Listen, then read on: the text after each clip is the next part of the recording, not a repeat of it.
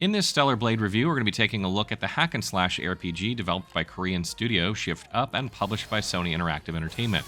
With about 5 years of development, this game has managed to gain some attention with its flashy Bayonetta-style combat, paired with NIER Automata atmosphere and an overall incredible feeling of pure style. So, has it lived up to the hype and shaped up to be one of PlayStation's top games this year? Let's check it out. Stellar Blade unfolds in a post-apocalyptic Earth, a desolate wasteland with little remaining human life in the not-too-distant future. Earth was once a bustling hub of civilization and progress, but now it lies in ruins, a shadow of its former self after being overrun by alien invaders known as the NIER. These extraterrestrials forced the majority of humanity to flee Earth, who now live in colonies throughout outer space.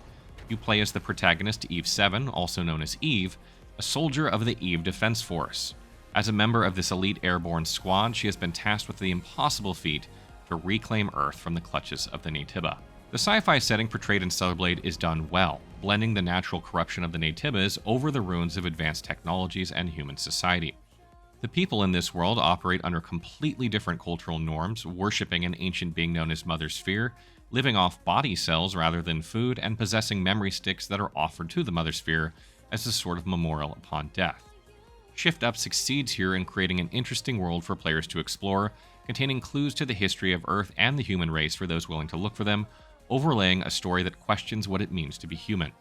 The last thing to touch upon, which is something that we mentioned in our preview, is the largely religious undertone in which everything takes place, with many allusions to Christianity.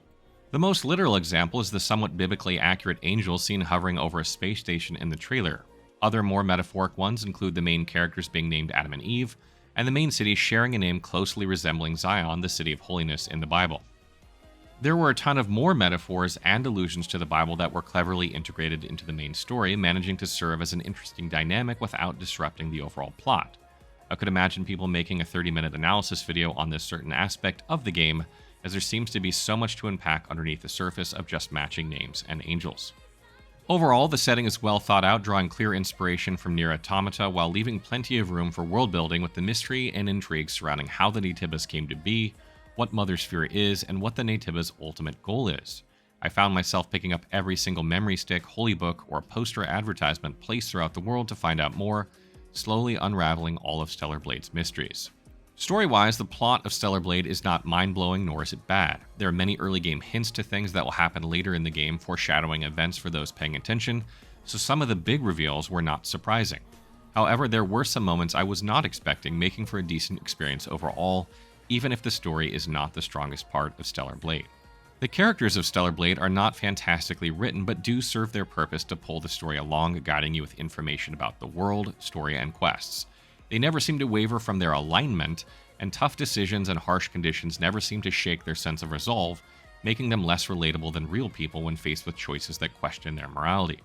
Additionally, the dialogue in the game is often very strange, not matching the flow of a normal conversation at all. I'm not sure if it's due to translation issues from Korean to English, but it's definitely left some conversations feeling wonky within the game.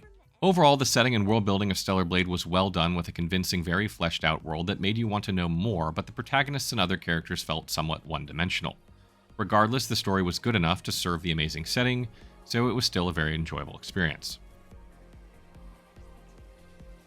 The gameplay of Stellar Blade takes inspiration from a lot of modern classics, meshing together the semi-open world from God of War, with stylish combat from Bayonetta that has a heavy emphasis on parry-focused gameplay like Sekiro or Lies of P. To start, let's go over the best thing about the game, the combat and RPG aspects. The combat of Stellar Blade was undoubtedly the main focus of the game, featuring a simple yet impressively stylish system.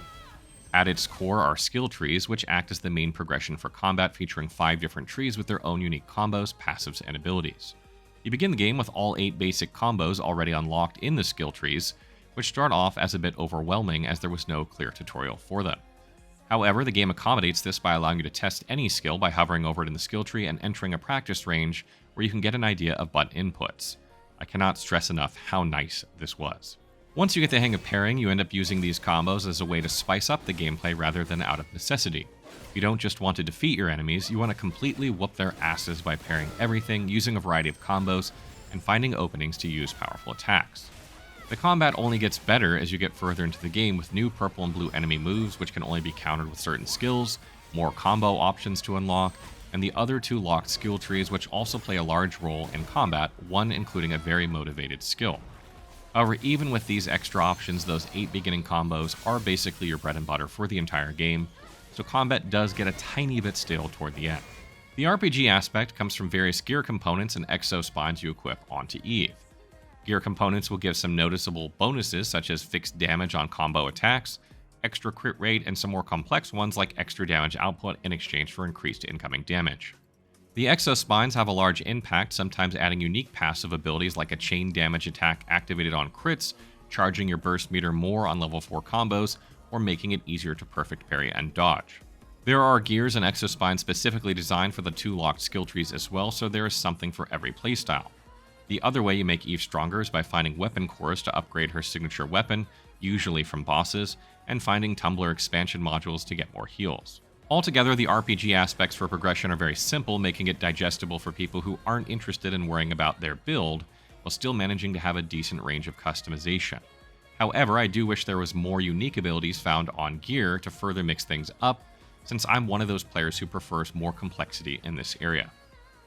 In terms of enemies, there are 48 different Naytibas you can face in normal combat, each with their own distinct movesets. For example, a hammerhead horse Naytiba that charges at you, a living barnacle using its body as a shield, or war machines from before the war infected by Naytiba contamination.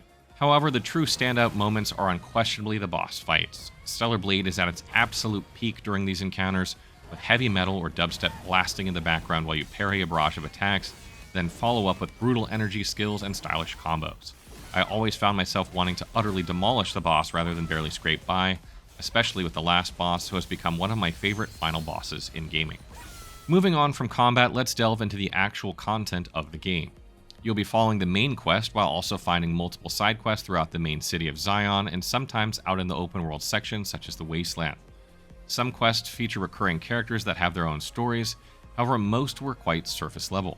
Every time you unlock a new area, new quests will pop up for that section, encouraging you to explore areas more thoroughly rather than gunning for the main quest.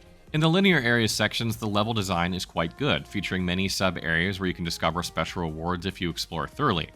However, while in the main quest, the progression in these areas was sometimes bogged down by stale puzzles or sections where you weren't allowed to use your main weapon. These were likely to try and encourage the player to use the ranged weapon more often, but it just made the game into a pretty boring third-person shooter. Thankfully, these sections were few and far between and didn't take up too much of the game. The open world sections are quite small when compared to the massive worlds of some games like Assassin's Creed, but in exchange the map didn't feel super empty and had a decent amount of explorable content. A lot of this was simply getting chests or finding other platforming sections, but there was also an unexpectedly in-depth fishing game and some puzzles around the map that weren't mind-blowing, but can still be an enjoyable experience for any completionist. In terms of rewards, I was always excited to see what I would get: new gear components and exospines from chests, as well as new outfits for Eve, new body cores to increase her stats, or the collectible soda cans. On that topic, the outfits were one of the main highlights of Stellar Blade as well, with over 30 options for detailed costumes, as well as earrings, eyewear, and hairstyles on top of that. The freedom of customization is surprisingly fun, and there are quite a few bold outfits to say the least, as promised by Shift Up before launch. Unfortunately, though, they didn't deliver on the outfits for Lily and Adam, as I only managed to find one outfit for each of them in my entire playthrough, despite doing most of the content. In summary, the gameplay of Stellar Blade heavily leans on its extremely well-crafted combat system and its solid, though not super complicated progression, which keeps things fresh. You get a good variety of enemies to go crazy on, and the boss fights are undoubtedly the highlights of the gameplay experience. In terms of design, visual, and audio, Stellar Blade excels with its style and atmosphere. Starting with the combat, combos are fluid and satisfying, with parries having very satisfying sound effects, and many of the abilities acquired having over-the-top amazing animations that make you want to keep spamming them over and over. The visuals are crisp and clear, opting for stylized 3D animation, which works especially well with the designing the Naytibas, who later on have some crazy designs that make some of them look straight out of Dark Souls. Environments are similarly well crafted, with Edo 7 in particular successfully creating a great image of a destroyed human civilization engulfed by greenery and overrun by Naytibas. Late into the game, there's another environment that becomes more sci-fi and Asian themed, so look forward to that. Audio-wise, the soundtrack was already praised with just the original soundtrack from the demo. The main theme is a catchy Korean techno beat theme, the camp theme very much reminds you of NIER Automata, and there's even some heavy metal for some bosses. The rest of the game keeps up with this quality, bouncing between several different genres depending on the mood, making you hyped for a big boss fight or immersed in the open world exploration. The only complaint I would have here is that there wasn't enough. More soundtracks for the open world areas would have been a great addition. However, even with all the positives, there were still a few minor issues. The game did have a few bugs here and there, with the most annoying one being object collision when moving things for puzzles. Boxes and carts would get stuck on random pixels, and moving these objects was almost never smooth. Furthermore, the voice acting was mediocre, and many of the voices in the game did not match the character at all in the English dub. In cutscenes, characters had noticeably exaggerated movements that looked like they were trying to break their neck, which was also an immersion killer at times. Performance-wise, on the balance setting, I maintained 60 FPS almost the whole time, dropping only slightly in the main city once it was more populated further into the game. However, there is a performance mode you can change to if you want a smoother experience in this area, but it's not necessary during general gameplay outside of it. All in all, though, these flaws are completely overshadowed by an original soundtrack I would actually listen to outside of the game, great environment design, and fantastic animations in combat. Stellar Blade is not a lengthy experience and does not feature the replayability of similar games like NIER Automata or DMC5. I did almost every single side quest in my playthrough and thoroughly explored open world areas to fill out around 90% of my data bank, yet ended up with around 40 hours of playtime. This wouldn't be a problem if there was some kind of boss rush mode at the end, but there isn't any endgame content. You unlock a hard mode and a new outfit after finishing the first playthrough, and there are 2 possible endings, but that's about it. It's really a shame, since a boss rush mode would be a perfect way to round off this game, since the bosses are phenomenal, and I would love to fight them over and over again. I think something like the Bloody Palace from DMC5 would be the perfect fit for the endgame content in a game like this, but sadly we probably won't see that. However, it has been confirmed that Stellar Blade will be receiving a free DLC update in the near future, which includes a new game plus, and even without this, the 40 hours was still more than enough for me. Final thoughts. Stellar Blade came out of nowhere as one of the most anticipated games of 2024, and I believe it has managed to successfully live up to most of that hype.